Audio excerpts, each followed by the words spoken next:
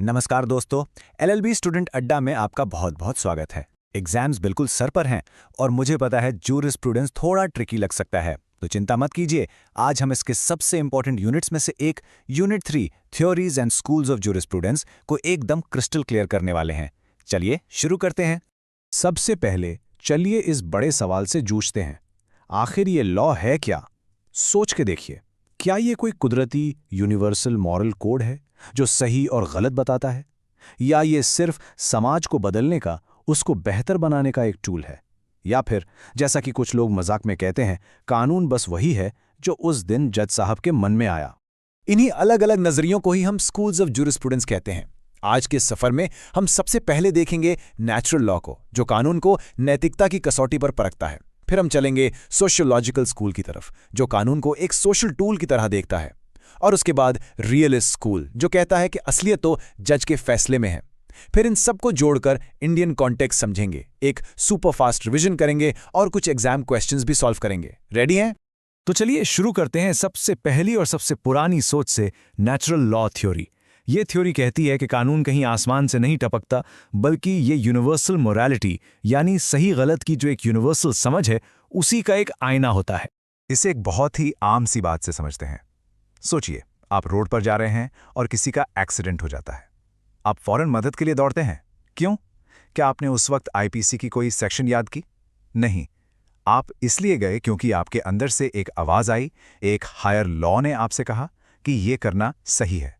बस दोस्तों, यही नेचुरल लॉ है। तो फंडामेंटली नेचुरल लॉ थ्योरी का विश्वास ये है कि कुछ नैतिक कानून यूनिवर्सल हैं और वो इंसान के बनाए कानून से हमेशा ऊपर रहते हैं। और इसका सबसे इंपॉर्टेंट, सबसे पावरफुल मंत्र है लेक्स इन्यूस्टा नॉन एस्ट लेक्स, यानी अगर कोई कानून अन्यायपूर्ण है, अगर वो नैतिकता के खिलाफ है, तो वो कानून है ही नहीं। और ये आइडिया कोई नया नहीं है। इसकी जड़ें एंशिएंट ग्रीस तक जाती हैं, जहां सोक्रेटिस और एरिस्टोटल जैसे थिंकर्स ने कहा कि कानून कॉस्मोस या भगवान से आता है। मिडीवल युग में सेंट थॉमस एक्वाइनस ने इसे रीजन ऑफ गॉड कहा। फिर रेनेसांस में लॉक और रूसो ने इसे नेचुरल राइट्स से जोड़ा, लाइफ, लिबर्टी, प्रॉपर्टी के अधिकार। और आज हम इसी को यूनिवर्सल ह्यूमन राइट्स के रूप में जानते हैं। देखा आपने, आइडिया वही है, बस रूप बदलते गए।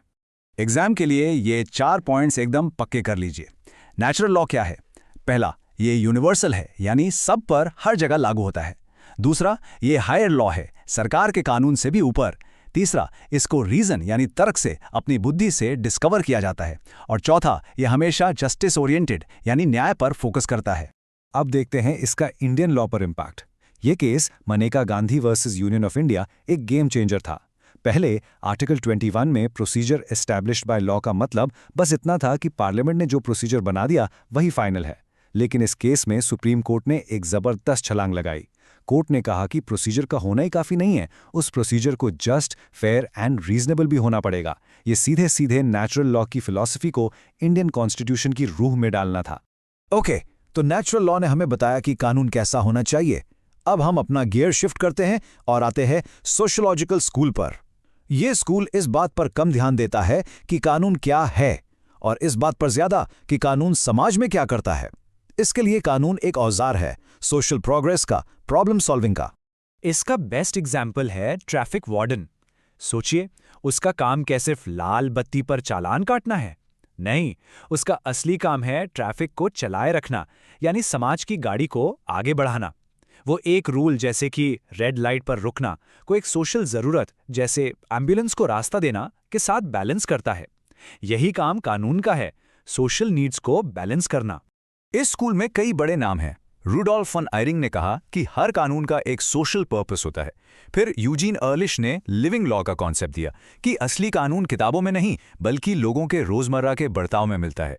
लेकिन इस स्कूल के सुपरस्टार हैं रॉस्को पाउंड, जिनकी थियरी है सोशल इंजीनियरिंग। रॉस्को पाउंड ने कहा कि कानून बनाना एक तरह की इंजीनियरिंग है। इसके 3 सिंपल स्टेप्स हैं।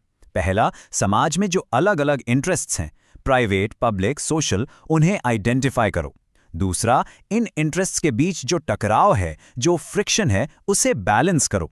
और तीसरा, एक ऐसा कानून डिजाइन करो या इंजीनियर करो जो कम से कम फ्रिक्शन के साथ ज्यादा से ज्यादा लोगों की जरूरतों को पूरा कर सके। सिंपल।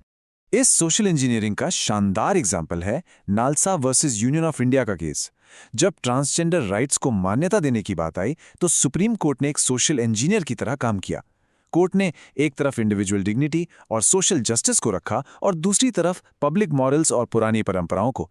इन सब कंपीटिंग इंटरेस्ट को बैलेंस करके ही कोर्ट ने एक प्रोग्रेसिव फैसला सुनाया। तो हमने कानून का नैतिक रूप देखा, सामाजिक रूप देखा। अब बारी है इसके सबसे प्रैक्टिकल, सबसे ज़मीनी रूप की, द रियलिस्ट स्कूल। ये स्कूल कहता है भाई किताबों में क्या लिखा है छोड़ो, असली कानून तो वो है जो जज साहब कोर्ट में बोलते हैं। सारा फोकस लॉ इन बुक से हटकर लॉ इन एक्शन पर आ जाता है। क्रिकेट फैंस, ये एनालॉजी आपके लिए है। रूल बुक में LBW के सारे नियम लिखे हैं, लेकिन जब बॉलर अपील करता है तो उस एक बॉल के लिए असली कानून क्या है? वो जो अंपायर की उंगली ने डिसाइड किया, राइट? रियलिज्म भी यही कहता है, हमें रूल बुक से ज्यादा उस अंपायर यानी जज को समझना चाहिए। रियलिज्म की भी दो मेन ब्रांचेस हैं। अमेरिकन रियलिज्म सीधा सीधा जज के दिमाग में घुसने की कोशिश करता है। उनका मानना है कि जज के पर्सनल बिलीव्स, उनका अनुभव सब उनके डिसीजन को इन्फ्लुएंस करता है। उनके लिए सर्टेनिटी ऑफ लॉ एक झूठ है। दूसरी तरफ है स्कैंडिनेवियन रियलिज्म। ये थोड़ा और फिलोसॉफिकल है। ये कहता है कि राइट्स और ड्यूटीज जैसी चीजें असल में हैं ही नहीं, ये बस हमारे दिमाग में एक साइकोलॉजिकल इल्यूजन है जो हमें एक खास तरह से बिहेव करने पर मजबूर करता है। और ये रहा आपके एग्जाम के लिए गोल्डन की। इस कोट को दिमाग में छाप लीजिए। ऑलिवर वेंडल होम्स जूनियर ने कहा था, the life of the law has not been logic, it has been experience. मतलब कानून की जान तर्क में नहीं, अनुभव में बसती है। रियलिज्म के आंसर में ये लाइन लिख दी तो समझो नंबर पक्के। तो एक रियलिस्ट के हिसाब से कोर्ट में होता क्या है? स्टेप 1, फैक्ट्स पेश किए जाते हैं। स्टेप 2, जज के पर्सनल बायस, उनकी सोच उन फैक्ट्स से टकराती है। स्टेप 3, इस टकराव से जज के मन में एक हंच, एक गट फीलिंग आती है कि फैसला क्या होना चाहिए। स्टेप 4, और फिर उस गट फीलिंग को सपोर्ट करने के लिए वो कानून की किताबों में से एक रूल ढूंढ निकालते हैं। मतलब डिसीजन पहले, जस्टिफिकेशन बाद में। अब सबसे इंटरेस्टिंग सवाल, इतने सारे स्कूल्स हैं तो इंडियन जुडिशरी क्या फॉलो करती है? नेचुरल, सोशोलॉजिकल या रियलिस्ट? और जवाब है, इंडिया किसी एक को नहीं बल्कि इन तीनों का एक खूबसूरत संगम, एक मिक्स यूज करती है। हमारे जजेस वक्त और जरूरत के हिसाब से अलग अलग टोपी पहनते हैं। एग्जाम के लिए सोशियोलॉजिकल और रियलिस्ट स्कूल का ये कंपैरिजन टेबल बहुत इंपॉर्टेंट है।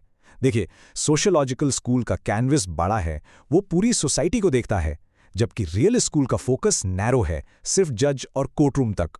सोशियोलॉजिकल का गोल है सोशल हार्मनी, समाज में संतुलन लाना, जबकि रियलिस्ट का गोल बस ये समझना है कि फैसले होते कैसे हैं। तो फिर इंडियन जुडिशियल एक्टिविज्म का सीक्रेट फॉर्मूला क्या है? ये देखिए, हमारे पास हैं रियलिस्ट जजेस जो जानते हैं कि उनके फैसले कानून बना रहे हैं। वो इस्तेमाल करते हैं सोशियोलॉजिकल गोल्स यानी समाज में बेहतरी लाने का मकसद, और उन्हें रास्ता दिखाते हैं हमारे कॉन्स्टिट्यूशन में लिखे नेचुरल लॉ के प्रिंसिपल्स जैसे इक्वालिटी और जस्टिस। और इन सब का नतीजा क्या होता है? Social justice. यही है इंडियन जुडिशरी का यूनिक मिक्स। चलिए, time for a super fast 30 second revision. Last minute prep के लिए एकदम परफेक्ट। नेचुरल लॉ सिंपल, कानून मॉरल और जस्ट होना चाहिए। की case Maneka Gandhi. Sociological school कानून सोशल इंजीनियरिंग का एक टूल है। की case NALSA judgement. Realist school कानून वही है जो जज कहे। की quote, life of the law is experience.